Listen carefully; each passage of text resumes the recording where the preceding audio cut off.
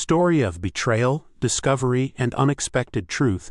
You know that feeling when something's off, but you can't quite put your finger on it. That's exactly where I was 6 months ago. My name is David, I'm 42 years old, and I thought I had it all figured out, but comfort can be deceiving. It started small. Sarah would check her phone constantly. I mean, we all do, right? But this was different. She'd smile at the screen, then quickly lock it when I walked in the room. She'd get these texts late at night and slip into the bathroom to respond. When I asked about it, she always had an answer ready. Oh, it's just my book club chat. Karen's having drama with her husband again. My mom's being demanding as usual. Always something, always plausible. I tried to talk to her about it. Multiple times. Honey, is everything okay? You seem distant. She'd sigh, put on this tired smile, and say she was just stressed with work. She'd started a new position at her marketing firm. More responsibilities, more pressure. It made sense. Wow, I said, watching her from our bedroom doorway. The girls are getting the full treatment tonight. She didn't meet my eyes. Karen's been going through a lot. I want her to feel like we're really celebrating her getting through it. Plausible. Always plausible.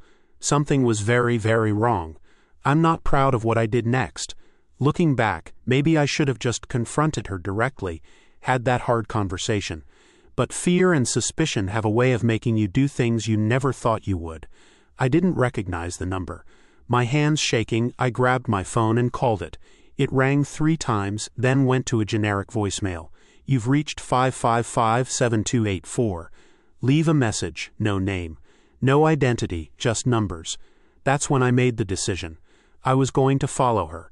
Friday came. I left the house at my usual time, but instead of going to the office, I parked a few blocks away and waited. At 6:30, right on schedule, Sarah's car pulled out of our driveway.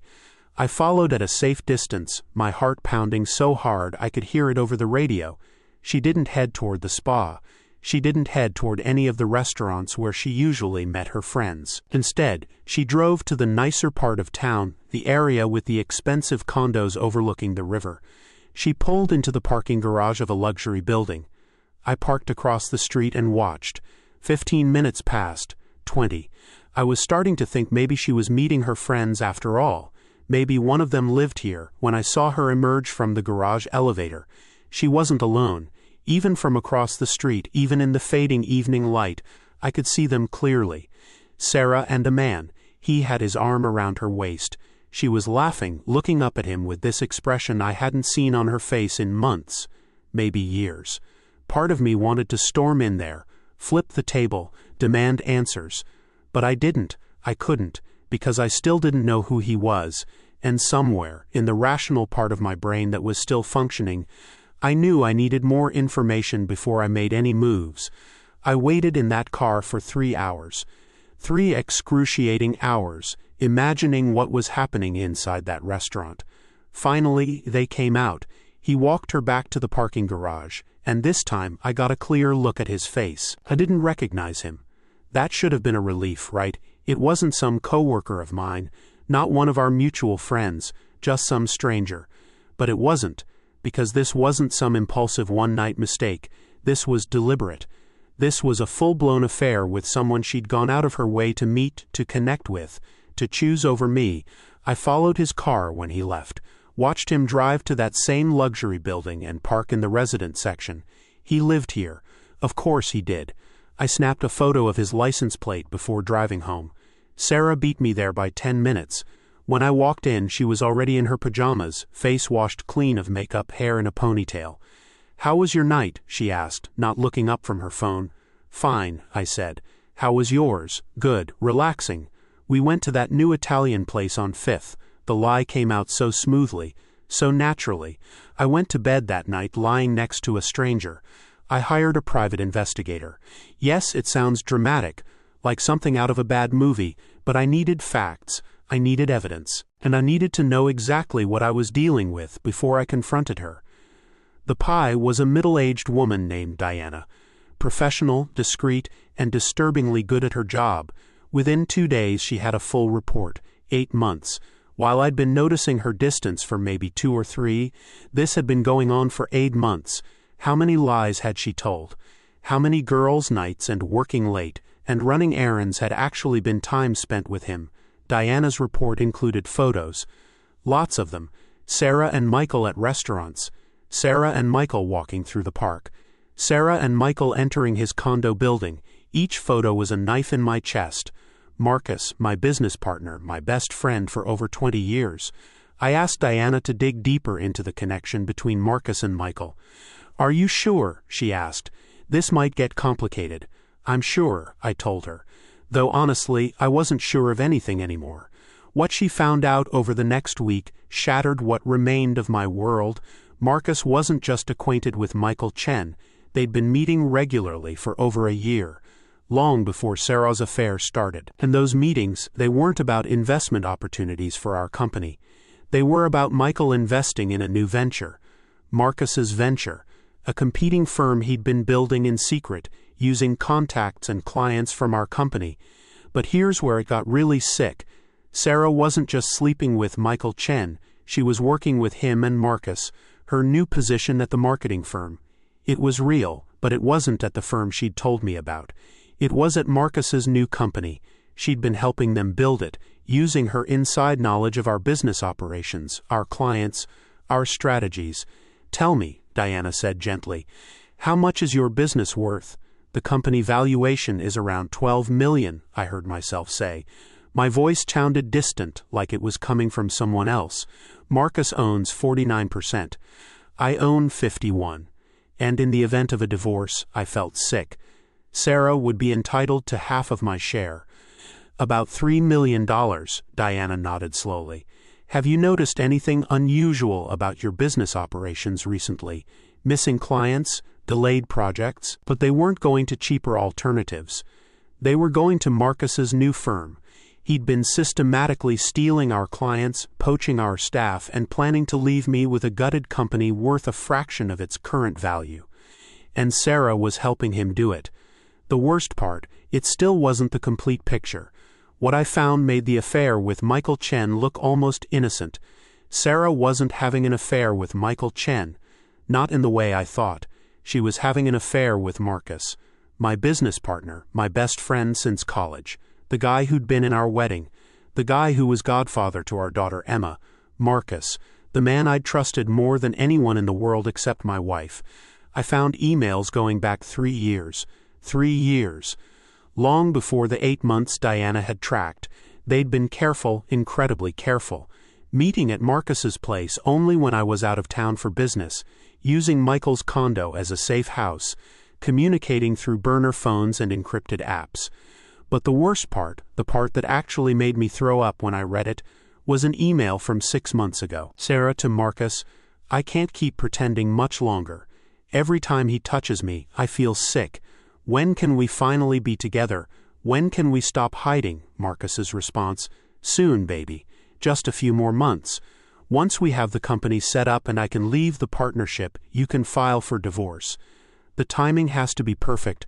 We'll get your half of his business, plus my share of the clients we've moved. We'll be set for life.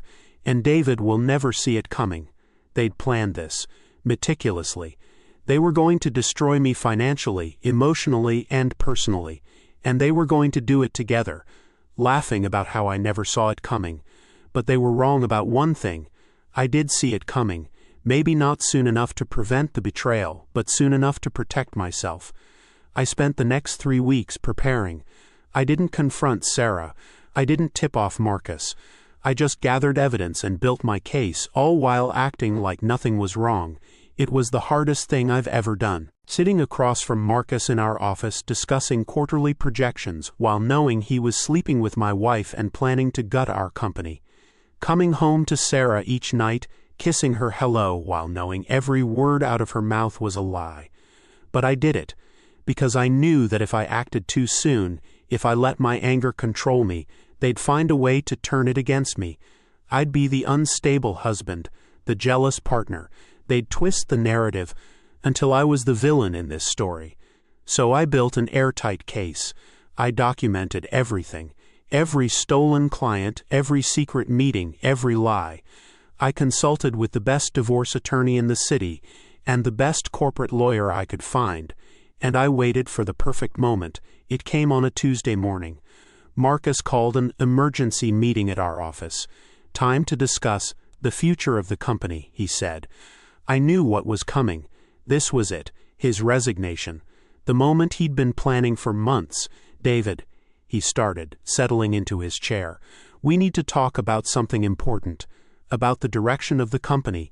About my future here. Actually, Marcus, I interrupted, pushing a thick folder across the table. We need to talk about this. Don't. My voice was calm, eerily calm. Don't insult me by trying to explain. I know everything. The affair with Sarah, the new company, the stolen clients, all of it. His face went white.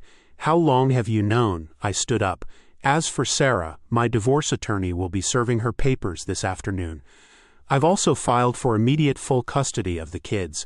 Judges tend to frown on parents who abandon their families for affairs, especially when it involves defrauding the other parent. Marcus tried to speak, but I held up my hand. Save it. I don't want your apologies or your excuses. I want you to understand something. You didn't just betray me as a business partner. You didn't just sleep with my wife. You tried to destroy my life, my children's lives. And you thought I'd never figure it out. That was your mistake. You underestimated me. Both of you did. You thought I was so comfortable, so complacent, that I'd never question anything, that I'd just accept whatever story you fed me. I walked to the door, then turned back. By the way, I've already bought out your share of the company. The board voted unanimously last night. You're out. And thanks to the non-compete clause you signed when we started this firm, you won't be starting your rival company anytime soon. Michael Chen's investment is worthless. I left him sitting there, staring at that folder. I didn't feel victorious. I didn't feel satisfied. I just felt empty. There's nothing to explain, I said. I know everything. How long were you planning to keep lying to me? When exactly were you going to tell me you wanted a divorce? After you'd finished helping Marcus destroy the company I built? After you'd secured your share of what was left? She tried to reach for my hand. I pulled away. Don't touch me. You lost that right. Bull, you planned everything. I've read your emails. I know about Michael being a decoy. I know about the new company. I know you were helping Marcus steal from us. This wasn't some accident. This was premeditated. This was calculated. You both knew exactly what you were doing. She had no response to that, just sat there crying. The kids are at my sister's house, I said. You'll be hearing from my lawyer. I suggest you get one too, a good one. Because I'm fighting for full custody, and given everything you've done, I like my chances. I walked upstairs, packed a bag, and left. I didn't look back. I'm in therapy too, dealing with the trust issues, the anger, the feeling of betrayal that sometimes still hits me out of nowhere. Some days are better than others. People ask me how I'm doing, how I survived this. The truth is, I survived because I chose to. I could have let this destroy me. I could have let the anger consume me, let the betrayal define the rest of my life. But I didn't. I learned something important through all of this. Trust your instincts. When something feels off, it probably is. I spent months trying to rationalize away my gut feelings, making excuses for behavior that didn't add up. If I'd trusted myself sooner, maybe I could have saved myself some pain. But maybe not. Maybe this was always going to happen. Maybe Sarah and Marcus were always going to betray me, regardless of when I found out. The important thing is, I found out, and I took control of the situation before they could destroy everything I'd built. So here's my advice if you're going through something similar. Trust your instincts, document everything, get good legal help, and most importantly, don't let their betrayal define you. They made their choices. Those choices say everything about who they are and nothing about who you are. You are not the sum of what others do to you. You are defined by how you respond, and I chose to respond by protecting myself and my children. By refusing to be the victim in someone else's story. Will I trust again? I don't know. It's hard to imagine opening up to someone after being burned this badly. But I'm not ruling it out. I'm not letting Sarah and Marcus take that from me too. The road ahead isn't easy. There are still hard days. Days when I wonder what I did wrong, what I could have done differently. Days when I miss the life I thought I had, even though I know now it was built on lies. But I'm surviving. More than that, I'm learning to thrive again. And that's the real victory. If you're listening to this and you're going through something similar, know this: you will survive, you will move forward, and one day you'll realize that the person who betrayed you didn't deserve you in the first place. Their loss, not yours.